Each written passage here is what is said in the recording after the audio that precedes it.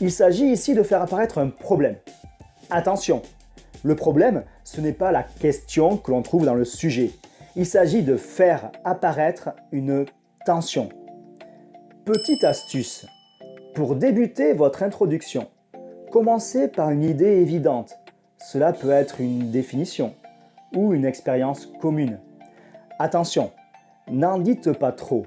Il faut ici appâter le correcteur. Et ici, le sujet se prête bien pour commencer par une définition commune de la liberté ou par une expérience commune que l'on fait tous de notre liberté. Petite astuce, commencez votre introduction par l'adverbe apparemment. Cela va renvoyer donc à quelque chose d'assez évident.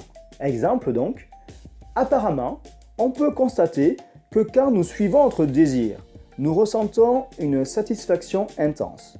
Par exemple, nous ressentons du plaisir quand nous sortons faire la fête au lieu de réviser pour le bac. Il nous semble ici que nous agissons sans contrainte, sans entrave. Aucune force extérieure ne vient limiter notre volonté. La liberté serait donc du côté du plaisir, de la satisfaction. La souffrance serait du côté de la contrainte, de la servitude. Voilà votre première partie. Et maintenant, il va falloir amener la tension en utilisant l'adverbe toutefois.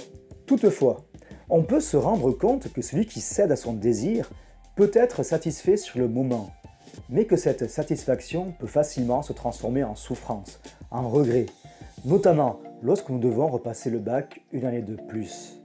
Celui qui résiste alors à son plaisir, à son impulsion première, celle de s'amuser, et qui reste travailler en vue d'un résultat futur, l'obtention du bac, fait preuve de maîtrise et de responsabilité.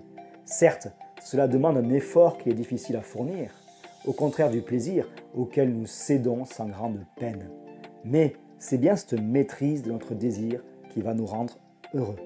Après avoir donc montré la tension, vous pouvez formuler le problème. Petite astuce, pour formuler le problème, utilisez la locution « ou bien ».